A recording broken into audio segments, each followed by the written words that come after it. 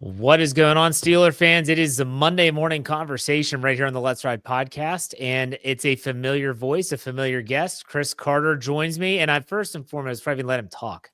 Chris, don't say a word. I want to say congratulations to Chris Carter for being officially named the beat writer, a beat writer for the Pittsburgh Post-Gazette on the Steelers beat. Man, you did it. I am so proud of you, so happy for you. Congratulations. Let's start off there.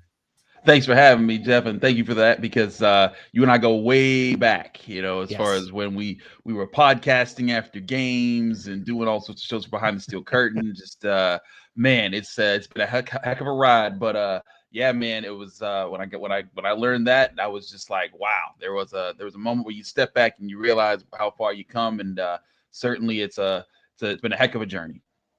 And I got a text from Chris when it became official, and he said, "We did it." When you said that, man, I got the warm, fuzzy feelings inside because we have been through a very parallel journey for a very long time. And for the Yes. fact that, again, I've talked about this before, when I hear him ask Mike Tomlin a question and Mike Tomlin gets like kind of befuddled and he says, "We don't look at stupid advanced analytics like completion percentage or something like that." I'm like, damn it, Chris got him. Yes, I love it.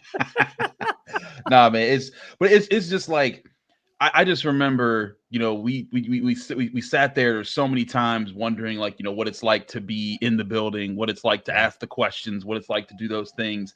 And you know there's a lot of people like us who have done that, do blogs, have done blogs, and start from that aspect, and to be able to work my way to get to the point where you know i'm I'm not aggregating. I'm literally Right. just, I'm going in, I'm asking questions, I'm getting sources. If you watched the Post-Gazette's live draft show last year, you found out there that before anyone else, the Steelers took a few of their draft picks because of things I was getting. So yeah, I just I say we because it wasn't just me that built myself here. You helped me, form a lot of things that I was doing when I was behind the steel curtain. We worked as a heck of a team, and I learned a lot throughout that Yeah. process. And I tell people right now, if you're out there working and you're feeling like you're not making the kind of money that you need to make from this, you're putting things together and you're like, man, when is it going to break? You keep chugging at it. You keep working at your craft, and you keep making yourself a person that people learn from, and can learn information and learn how to give your information out and learn how to put that in an entertaining fashion. You never know which direction it can take you. So when I say we, it's because there's a lot of people that do this stuff like you and I.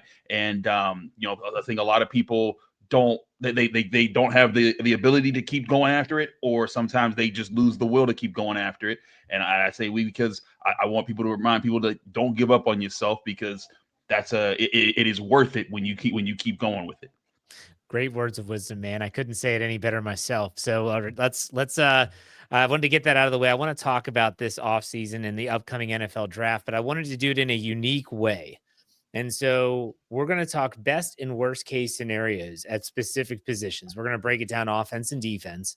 And I want to get your take on what would be the best case scenario at that position. And this can involve a lot of different aspects. Like everyone knows where we're going to start, for crying out loud. We're going to start with the damn quarterbacks, but still, what would be the best case scenario for the quarterbacks? And what do you think? And this is just your opinion, but what would be the worst case scenario for the Steelers heading into 2025? Let's start there. Let's start with the quarterbacks. We all know the reports, the rumors, and all that stuff. But as we record this, Aaron Rodgers has not signed with the Pittsburgh Steelers. So, Chris, what would be the best and worst case scenarios at the quarterback position?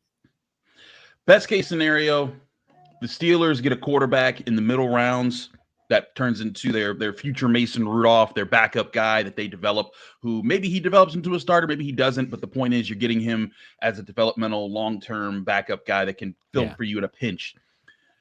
And then next year you go and get your franchise quarterback in the first round, trade up, figure out who that guy is, make a plan to get him, get him in the organization, and then have everything lined up. Because to me, this year is more about setting things up so you can go get that quarterback next year, and making sure that everything's straight. You want to make sure your offensive line's in a good place. You want to make sure your defense is still top notch and is actually making progress. You want to make sure your playmakers are ready and suited for when a rookie quarterback comes into your system. they'll be able to hit the ground running. And very similar to how Ben Roethlisberger got his start in 2004. They had no line. They had a run game. They had Hines Ward. They had Plaxico Burress. They had Antoine Randall. They had all sorts of guys that Ben Roethlisberger could just rely on and be like, hey, you know what? I don't have to do everything because these guys are going to help take away. They also had a top-tier defense. And I think that's the formula that the Steelers have to achieve this year. That's the best case scenario. That happen is that you work to getting to that next year. And I want to remind people that, like, people are like, well, we were just here last year. I'm like, yes, you were. And we said last year the point was to get to 2026 because we knew the 2025 NFL drafts class was not a year for starting quarterbacks. It's a year for good backup quarterbacks. But we knew this going in. This was always the plan for this offseason.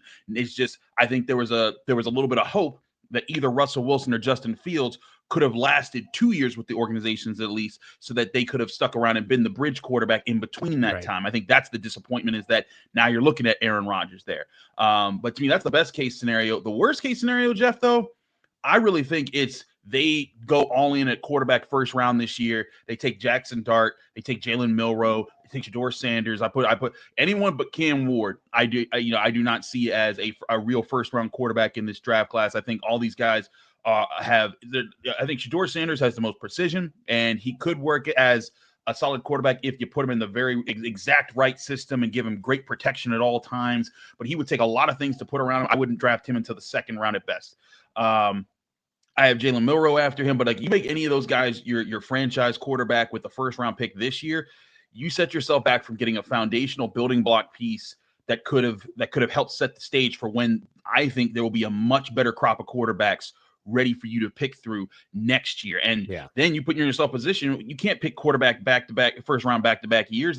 That's putting yourself way far back. So I think the worst case scenario is they reach at quarterback and they get another Kenny Pickett type of guy that doesn't work out, and then you're doing this all over again.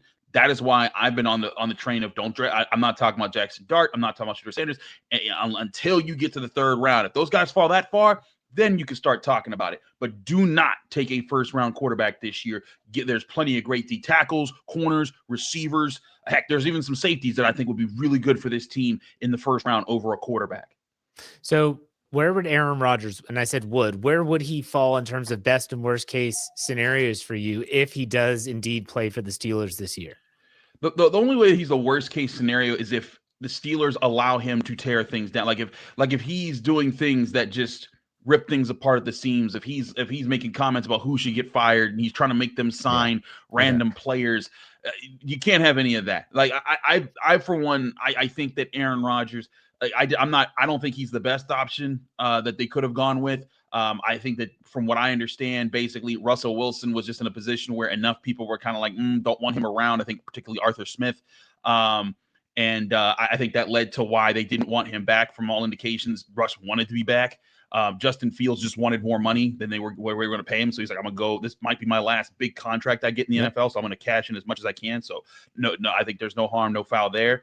But for Aaron Rodgers, the whole point of getting an Aaron Rodgers type of quarterback this year is just so you can get through the year, be competitive, get him to just play, to help him just be part of the process to get your offense to where you want it to be for the future. From what we understand, they're only offering him a single year of a deal. It's not a whole bunch of money. It's just a solid, like, hey, here's a 1-year deal. We're going to enjoy this. You're going to be part of an organization that'll respect you and that is storied. You can get your, you'll get your time here. And who knows, maybe you'll make the playoffs like the last few guys have. So, I think that's where the Steelers are looking at right now as far as trying to get Aaron Rodgers. And that's fine. If he's just the 1-year bridge quarterback, that's fine. That's what you were kind of going for with the 2-year bridge quarterback last year with Russell Wilson or Justin Fields.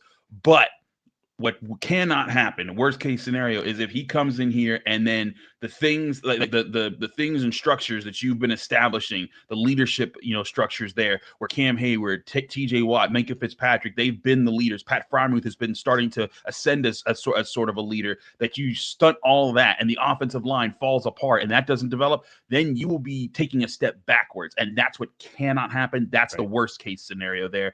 I personally believe Aaron Rodgers is coming to the Steelers. It's a matter of time. I think he's honestly holding out for that Pat McAfee show that's going to be in Pittsburgh on the 9th.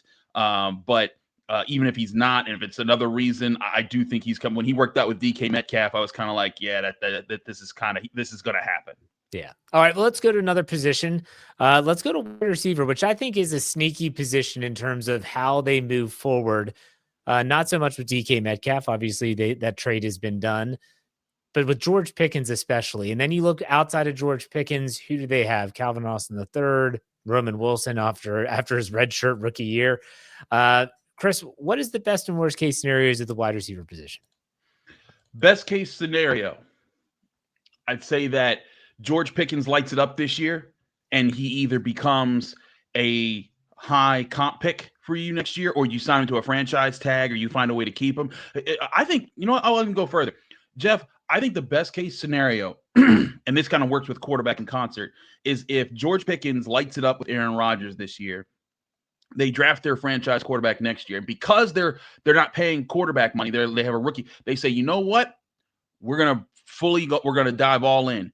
George, we're gonna pay 2 wide receivers big money, and they keep both around. And then Calvin Austin, if his contract is expires, that's what that happens. But then you Roman Wilson, you hope develops. You draft another guy in a day 2 guy either this year or next year to be the third option there. And then what you do is you give, like you did for Ben Roethlisberger, you have 2 primary playmaking wide receivers. Like when he came in, he had Burris and Ward right away. That can make things easier for him as a rookie quarterback. That's something I think could be the best case scenario, because I do think George Pickens is going to be a bad man in the NFL wherever he goes. I think that DK Metcalf can be a bad man in the NFL wherever he goes. I think that you have to use both of them right. But if you gave a rookie quarterback those guys, and the Steelers offensive line does take a step forward, and they coalesce, and they become a better pass protecting unit, the run game becomes more efficient, it will make the job of that rookie quarterback so much easier to just trust, hey, you know what? I just got to put it up, and George Pickens is going to go get it. Or you know what? DK Metcalf is going to beat his guy on the slant. I'm going to hit him, and he's going to take that, he's going to take a 3-yard pass and make it a 20-yard gain. Like those types of things, those are the things that help a rookie quarterback get settled in the NFL, find their confidence, find their strengths. And that's where I think the best case scenario could be a wide receiver. Worst case scenario, George Pickens doesn't work out. He doesn't impress anybody. He doesn't get a big contract. You don't even get that 3rd round comp pick for him because he doesn't get a big contract next year. And and DK Metcalf doesn't work out in your system. And then you're basically where you were going into this season, where DK Metcalf is your George Pickens. He's your only star receiver on your team. He hasn't put up supreme numbers yet, and you still have to completely rebuild the wide receiver room while you still don't know what you're doing at quarterback, because that's your big broad project for 2026. That to me is the worst case scenario. It's interesting you say that, because when they traded for DK Metcalf, I was thinking, okay, this is the writings on the wall that Pickens is gone. But then I kind of thought about what the Bengals have done with T. Higgins. And, it's like, well, It's better to have 2 than 1. And so we're going to keep him around on the franchise tag. We're going to utilize every possible contractual tool that we have at our disposal. I've been warming to the task. If he can get his head right, if he can continue to play at a high level, I'm fine with that. But let's go on to a position that you already alluded to, and it was about the quarterback and keeping the quarterback clean, the offensive line. Again, I've been very down on this group because I just have no idea what to expect in 2025. You have Broderick Jones going to the left side. He's played 1 game there in his entire career. We don't know what Troy Fautanu brings. There's a lot of question marks with Mason McCormick. Isaac Seumalo didn't have a great year. Zach Frazier seems to be like a pretty good anchor. But Chris, best and worst case scenarios for the O-line. What do you think? I think the O-line has a chance to become a really great unit. Broderick Jones fits in at left tackle. I think a big thing with Broderick Jones, when I look at his fundamentals, the things that he struggled the most with was his hands. And he did have an arm injury. This man has a great frame for punching and keeping guys at bay, and he just wasn't using it consistently on the right side. They need that to work on the left side. They need him to find that again. And I think that's something that's very basic that he can do if he works at it. Pat Meyer works with him, and I think he gets there. Troy Fautanu, he hits the ground running. He's a really good run blocker. Zach Frazier and Mason McCormick take good steps in their second years, and Seumalo is healthy this year because he was hurt for a long time last year.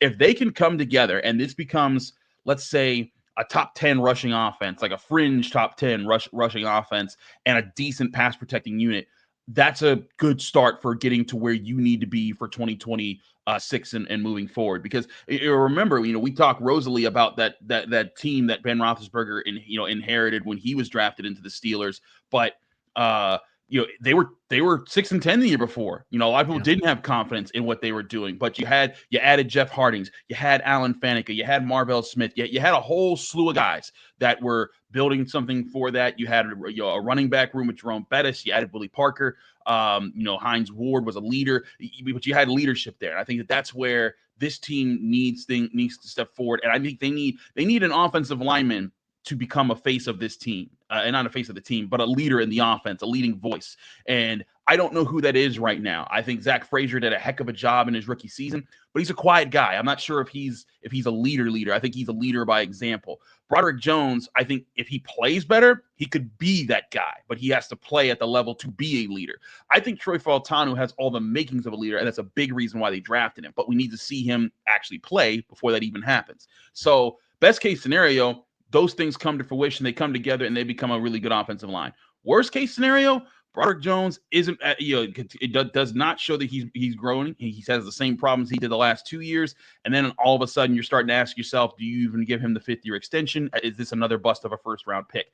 Troy Fautanu either gets injured again or doesn't play well, and things go south for him, and he doesn't work out as offensive tackle. Zach Frazier and Mason McCormick show that their struggles at the end of the year weren't just a rookie wall. They were actually real problems, and the Steelers don't progress with any of them. And then all of a sudden you're looking at this like we've just spent the last 2-3 years investing in this offensive line, and none of this is coming to fruition. That would be the worst case scenario. I think what's going to happen, though, is I think Broderick Jones is going to find himself a little bit better. I think that he is a very good player who, again, was raw coming in. They knew that. They knew it was going to take time for him to advance. I think he's going to find that. I think I have a lot of faith in Fautanu, just the things that I know about him. I also have a lot of faith in Zach Frazier. I think that what the things that I saw were really positive of him.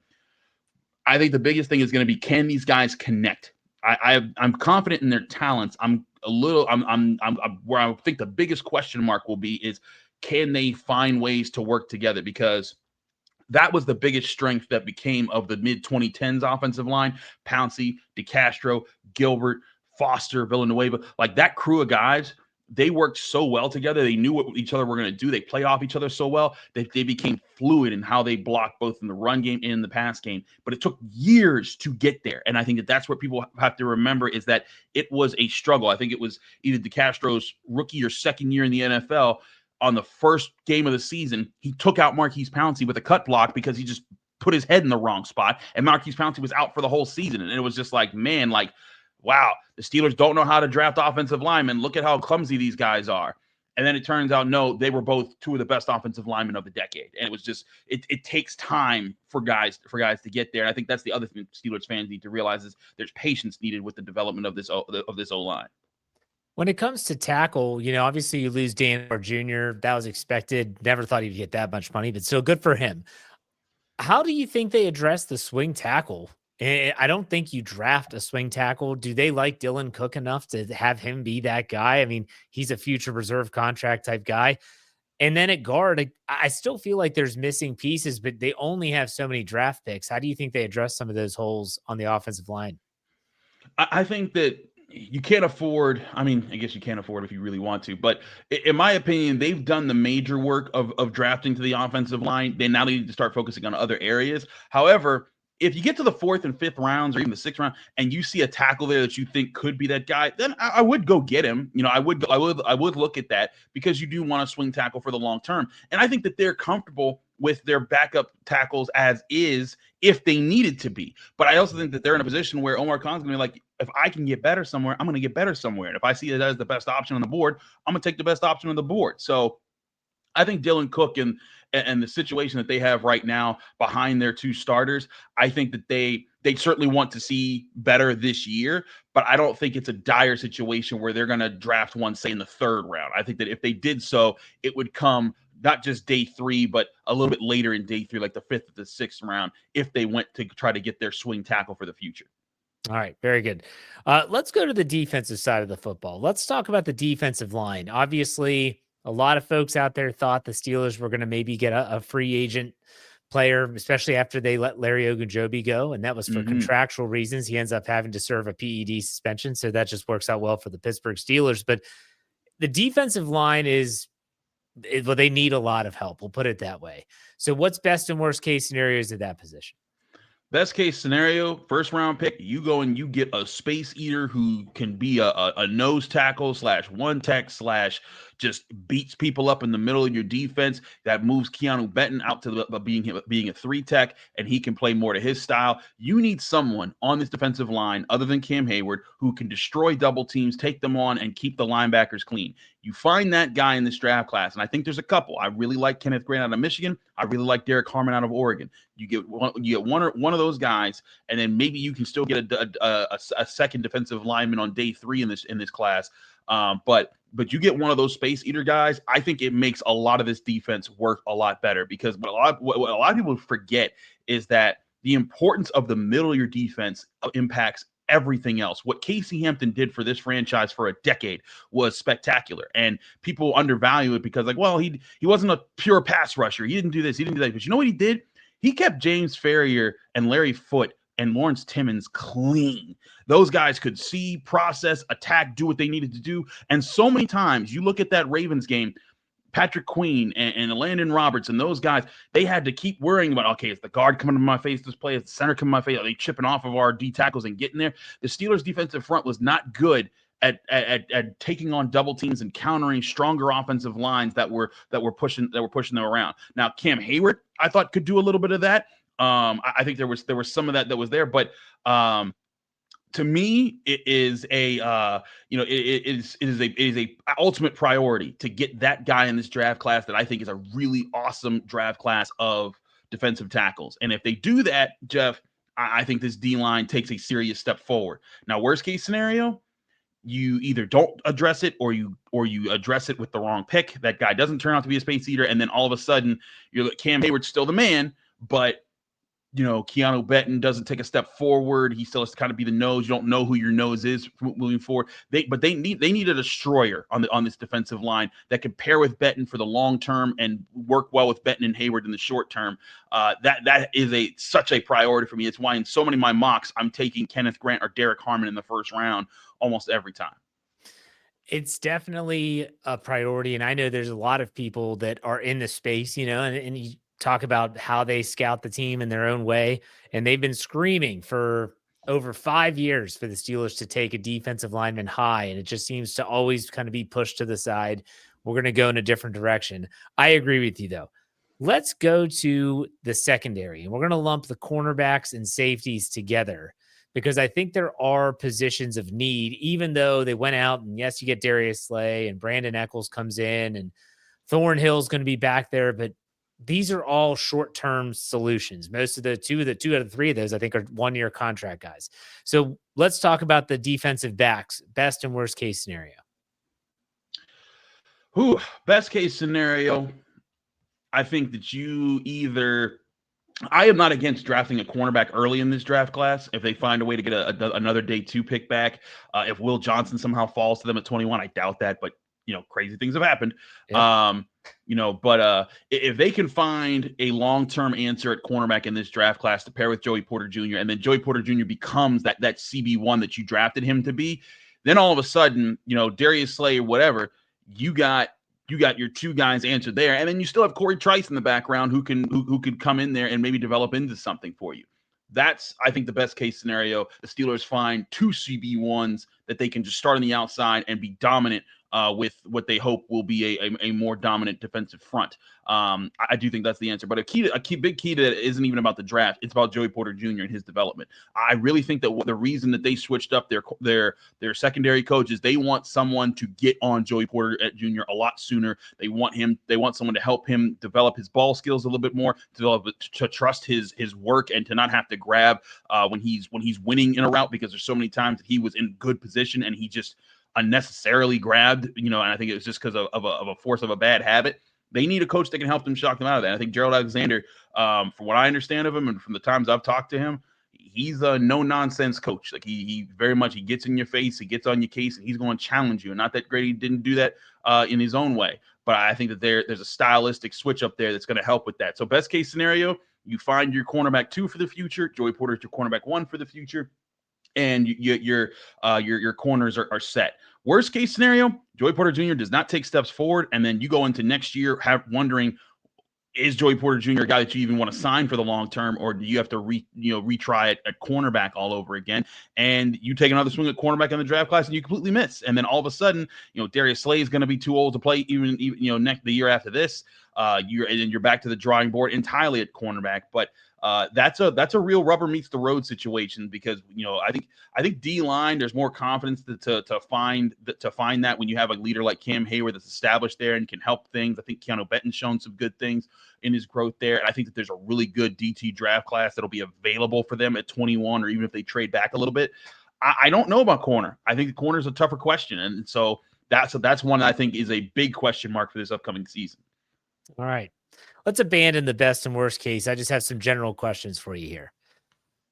We know the Steelers are going to need a running back. You got Kenny G, 1-year deal. You've got Jaylen Warren as the second-round tender, I believe is what they placed on him. We know that running back is going to be a target. Let me ask you, stylistically, what kind of running back would you like to see the Steelers target in this draft? I think that the Steelers should look for a playmaker running back of that I think can fit what they're trying to do with Arthur Smith. If they want to do the outside zone runs, they need a guy like Caleb Johnson, Dylan Sampson, one of those guys that can bounce it outside and get there and make those kind of cuts.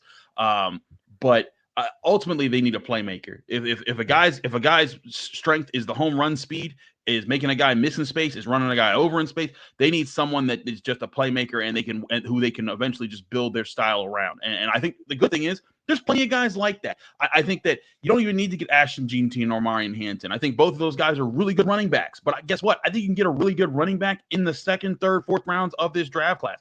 I think Dylan Sampson out of Tennessee would be a great addition to this offense. I think Caleb Johnson out of Iowa would be a great addition to this offense. I love Damian Martinez out of Miami.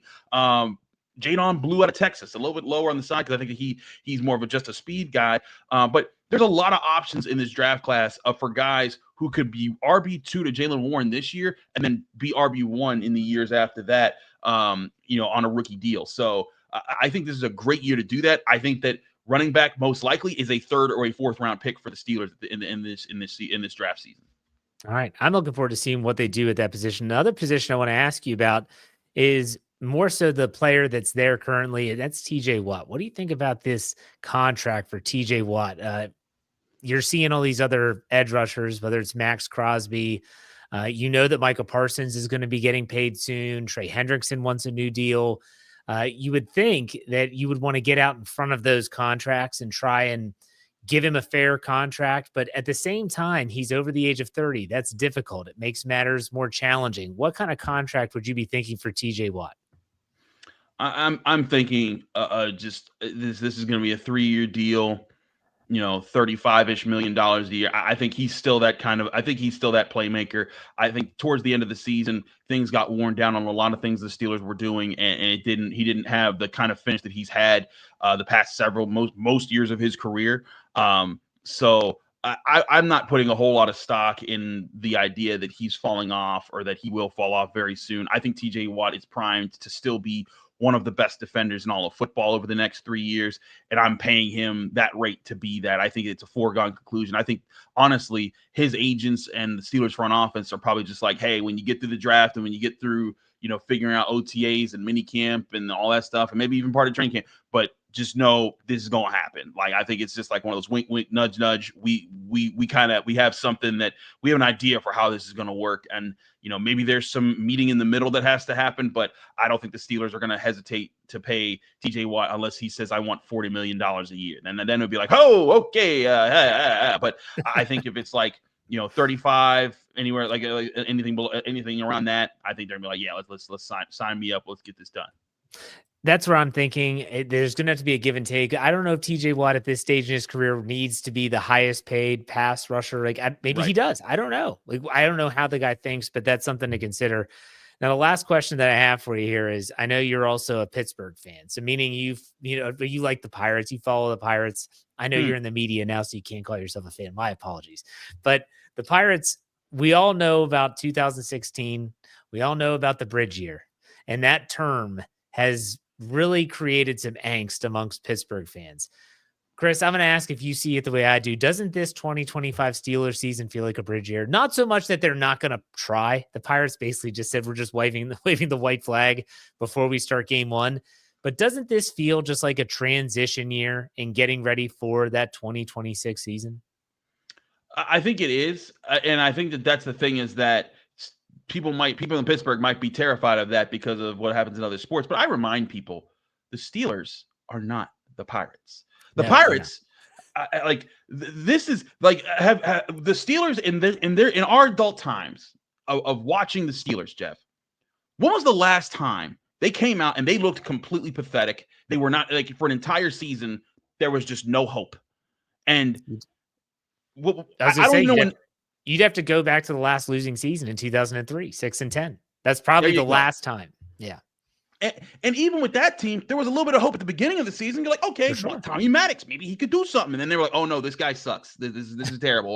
Why are we doing this to ourselves? Oh, this is a terrible season. Like that. There is my buddy Noah Hiles, who was my partner on the pit beat at the Post-Gazette for years. He covers the Pirates now. And like, I didn't go to opening day, but when I was just reading how he was describing, I'm like, this looks like the most miserable thing. Like, how can you mess up opening day? It's usually like the biggest hopeful day ever, and everyone just knows it's going to be terrible.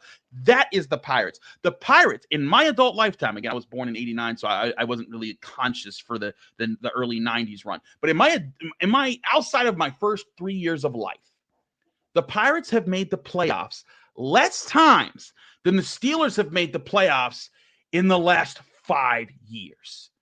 That's how bad the Pirates are. So whenever someone says, "Oh, the Steelers just like the Pirates," I just want to say, get out. Don't go run a lap, do something, touch grass, do whatever you got to do. The Steelers are never that bad. And if they get there, we'll talk about it. But that's why I keep telling people, you don't want to tank. You want a bridge years. Those things happen. Those things happen in between dynasties, in between just rebuilds, trying to become a dynasty. Those type of things occur to every franchise, even the best of them. And you look at that, and that sometimes happens. But when you tear it down, that puts you in the situation where the question right now, like, for example, the question right now is like, hey, can they make the leap and become a Super Bowl competitor again? Or are they going to kind of stay here in the middle ground? If you tank, the question then becomes, do you stay in the tanking? Do you ever get out of this? Or do you get back to being a mid-tier team that can advance to that type of team? And I much prefer the first question than the second question, because the first question at least gives you the opportunity to advance to being an elite team.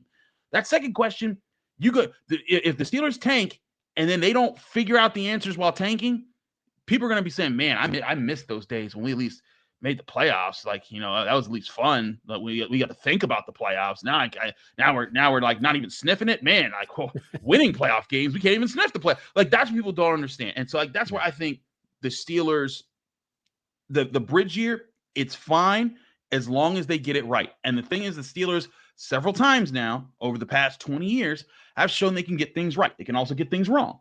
But I think that if you were to trust an organization, a professional sports organization in the city of Pittsburgh to do that, you trust the Steelers. And, the Steelers, the Penguins, I think people say, well, what about them? And I'm like, well, they needed years of having like the first overall pick to get there. The Steelers haven't had a natural top 10 pick since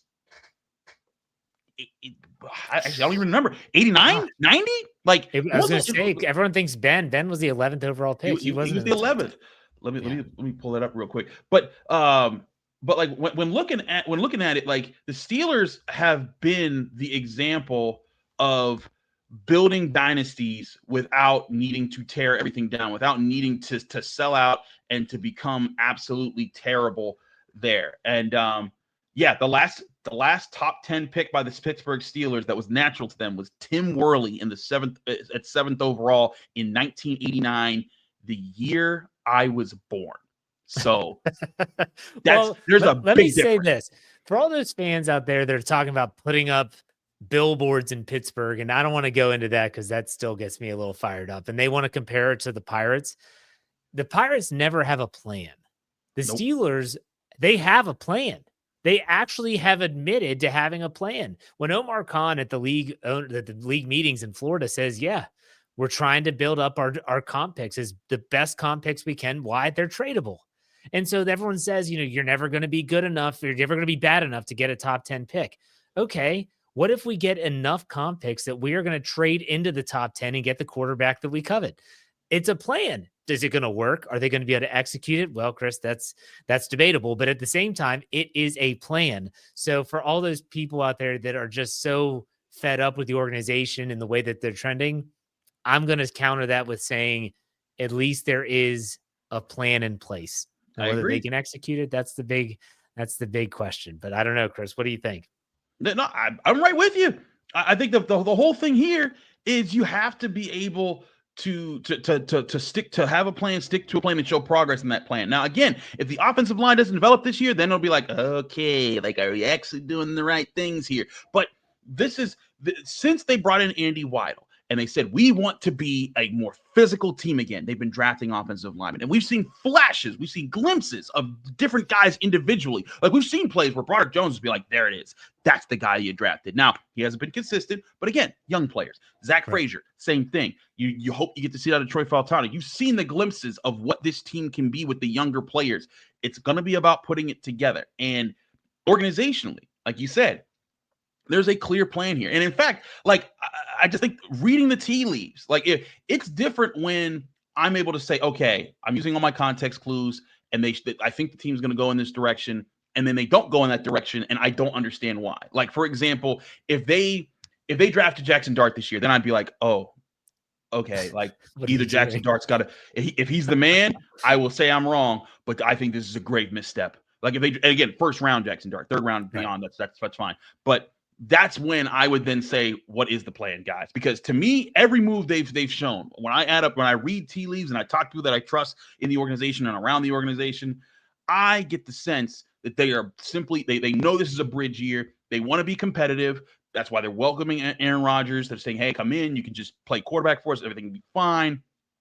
But the big problem for me, Jeff, comes when if they don't land that quarterback next year, but everything lines up. The comp picks that they're setting up here, the players I see them truly going after this year, it's all to build up towards that. And again, I also remind people, drafting a quarterback in the first round doesn't guarantee you success, even when it's higher up. Most quarterbacks drafted high in the first round don't work out. Most quarterbacks drafted period don't work out. And I remind people, since the Ben Roethlisberger, Eli Manning draft, there has only been one quarterback drafted in the first round and who by the team that's drafted them and gone on to win a Super Bowl for the team that drafted them, and that's Patrick Mahomes. Every other quarterback that's won a Super Bowl has either been a later round pick or been traded for or been something else or been Tom Brady who's just been here for 20 years, So drafting a quarterback in the first round isn't a cure-all. You hope it is. You hope you get it right. The Steelers have gotten it right twice in their time. And you're hoping that this could be the third time, but you got to give yourself the best opportunity to do that. And that's why they're saving up their comp picks. That's why next year they're hoping that this draft class turns out to be a lot better than this year. And that's why I think that's the overall plan, better than whatever the Pirates are doing right now. I don't want to talk about the Pirates, but Chris, I do appreciate your time, man. It's been a great show. It's been educational for me, and I hope the listeners enjoy it. But I'm going to give you a chance to plug what you do for the Post-Gazette and Locked On Steelers, and you go do that now. Absolutely. I'm Christopher Carter. You can read my work at the Pittsburgh Post-Gazette. Go to post-gazette.com for all of that. We have a lot of draft stuff coming your way. We have big boards. We have all sorts of things that could get you ready for the draft season. I also host the North Shore Drive podcast for the Pittsburgh Post-Gazette every Monday, Wednesday, Friday with our other Steelers writers. You can also find me on the Locked On Steelers podcast on your favorite podcasting apps and on YouTube. Monday through Friday, 30-minute show, just a nice, fun discussion about what the Steelers are doing, different insights in every single day. And then, of course, you can also check me out at Channel 11 WPXI, where I'm on The Final Word and several of their other programs there. But hey, man, Jeff, thank you so much, buddy. This was a lot of fun. No problem, man. Good to have you back. Take it easy. We'll be in touch. Yes, sir.